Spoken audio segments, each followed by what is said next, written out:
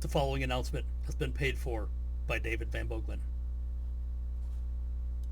All right, that was fun. So, I wanted to do a quick video to share a little story about what went on and what we talked about on the last Nash and Friends podcast. And just to get this out of the way, clickthisTV.com, or if you head over to what's being displayed down there on X or Twitter, whatever you want to call it, you can find all the information on Click This Podcast, all the information and likes and shares and videos and everything that you'll need to do to get involved with Click This Podcast. It is the absolute best spot on the internet for everything from politics to humor to wrestling to road stories to, I mean, you name it. It's not just a wrestling podcast. It is an overall piece of entertainment that is engaging and it's informative. It's just fantastic. Kevin and Sean,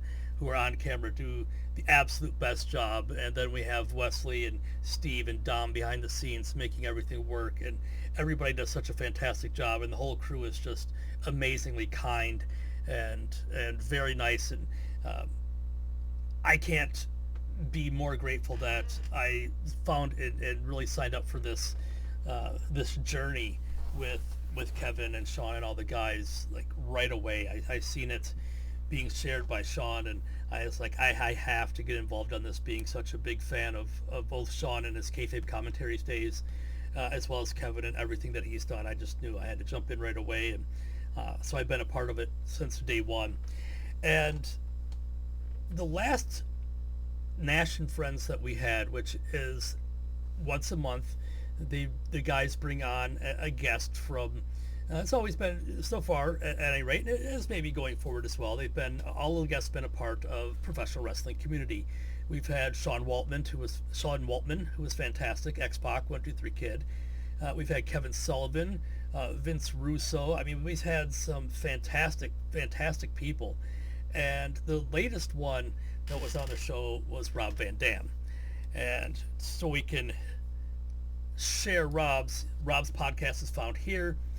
Dominic D'Angelo, he does the hosting duties with Rob and does just a magnificent job. So check out that show right down there.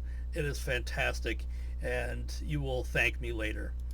So I opened up and shared a very, very important part of my life on the podcast. Now, I don't keep this part of my life a secret because I'm ashamed or embarrassed. I do it because I want people to know me and judge me for the person, not for the unfortunate things that I've gone through. And speaking with Rob about cannabis and stretching and the things that he's done in order to maintain a very, all things considered, for his work style and where he worked and whatnot, he has led a very injury-free career. I mean, he had the knee thing and the ankle thing, but that's, if you think about the longevity that he's had and the style that he works and the places that he's been, just to have that couple things. I think he said he had a shoulder thing going on too, maybe. That's next to nothing when you look at the other side of it. For unfortunately for Kev, he's had numerous just knee surgeries alone. And we were talking about it, and Rob brought up something about genetics, and I decided that it was time for me to share a part of me that I only share to people I feel like I can trust or are important enough to me. Because again, it's not something I'm ashamed or embarrassed of. It's just, it is what it is. It's just, I always want to be judged on the merit of my person and not be empathetic or sympathetic. I love empathy. Don't get me wrong. Being empathetic is fantastic. But sympathetic, I don't need, and I don't really like that. I've had it my whole life, and it can be debilitating and depressing. I was born and grew up with a very, very painful disease called osteogenesis imperfecta, otherwise commonly known as brittle bone disease. And what it is it's basically a collagen disorder within the bones, meaning we don't have any strength in our bones, in our fingernails, our teeth, our hair. I've fractured. We honestly don't know how many times I've fractured. We estimate between 60 and 70, but I can remember specifically about a dozen incidents where I know I broke my arm and went into the ER, and the ER said there's nothing wrong because looking at my bones on an X-ray, they're very thin, they're hard to see anything, and even the slightest fracture can be hidden. And I'd go to my orthopedist and 2-3 days later, do another X-ray, and he'd see immediately because he's more trained to do that. So this happened probably a good dozen times. It could have happened more. So there's no real way to tell how many I've had, but I've had 28 surgeries so far. I've had a hip replaced. I've had on my left side anyway, my femur. I fractured the femur a couple times and just snapped it in half and sat in hospital beds for months and months and months on end. So both my ankles have been rebuilt.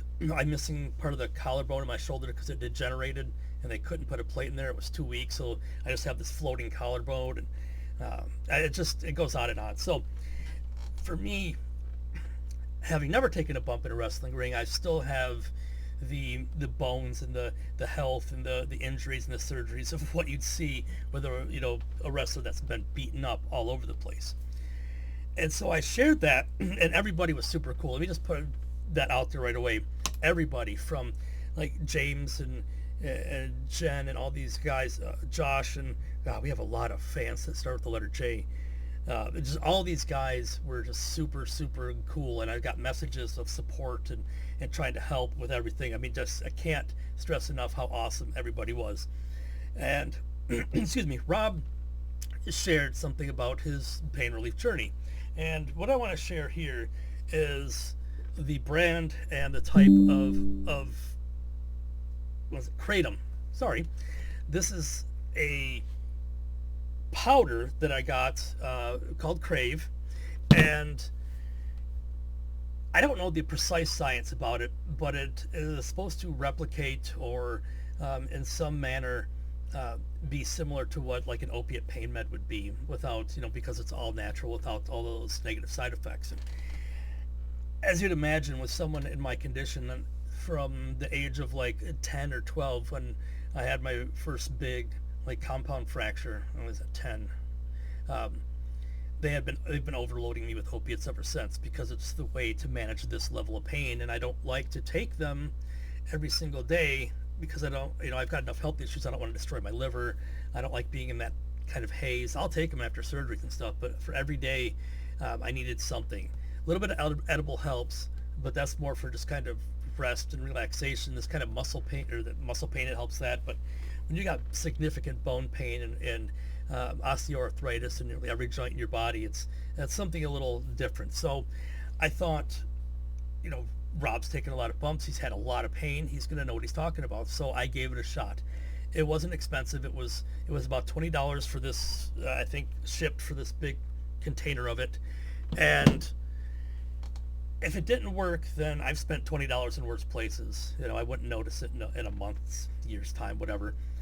And I tried it the first day it came in, and first results mixed, I'd say, but I didn't know what dose I should take. I just took the recommended dose. Wasn't quite enough. I upped it a little. Gosh, I should have put this at the beginning of the whole thing. I'm not a doctor. I'm not talking to doctors. None of us are medical professionals. These are pro wrestlers talking to a computer IT guy. All right. This is just conjecture. All right. This is just my story. Don't do what I said to do because, quite frankly, Rob, Kevin, or myself, we don't want to be sued because you screwed yourself up. We're not fucking doctors, dude. All right. Let's just get that out of the way now. Sorry, I should have started with that. But anyhow, I took about a dose and a half, which would be 1.5 grams, according to what the directions say. And within 15-20 minutes, I could already feel my pain levels coming down. It did make me a little sleepy at first. I don't have that sleepy side effect anymore after being on it for about a week. I do, in the morning when I wake up, I put about 1.5 grams in some tea or coffee, whatever I have. They say non-carbonated beverage. I actually got some good word from James that said that orange juice is really good. And I'm going to try that, but being diabetic, on top of all that, orange juice is not really that good for me. There's a lot of sugar. So I've just been using like green tea or coffee, whatever. And I will give you the warning, it tastes like fucking shit. I mean, it tastes bad. But the effects afterward are amazing. So in the morning, when I get up for work, I'll do about a gram and a half into some tea or coffee before work, and then again after dinner or so, later towards the evening, I'll do about another gram and a half, and that's take about 2 to 3 grams a day, and it's been helping significantly. Now, there's nothing that's going to take away this level of pain. Okay, there's just not. Um, when you've fractured so much and your bones are so weak and you have no spacing in your joints, there's nothing that's going to take away pain. Okay, there's no such thing as lightning in a bottle. If there were, we'd all explode. So what you need to think about when doing anything like this is that if you're looking for perfect, you're never going to find it. This helped for me. It helped a lot. I'm very grateful for Rob for suggesting this. I'm very grateful for Kev and Sean for bringing him on the show, and also Kev and Sean for giving me such amazing, amazing support and talking through this with me. I wanted to share this video to share my story. I hope all of you like it. I hope that you get some references out of here and whatnot. And once again, always go to Click This Podcast, at Click This Podcast, and at RVD Pod for the best two shows that you're ever going to find. I thank you guys. I hope to see you soon at Click This Podcast, and we can all just hang out and chill and have a great time. Best show that there is on the internet today.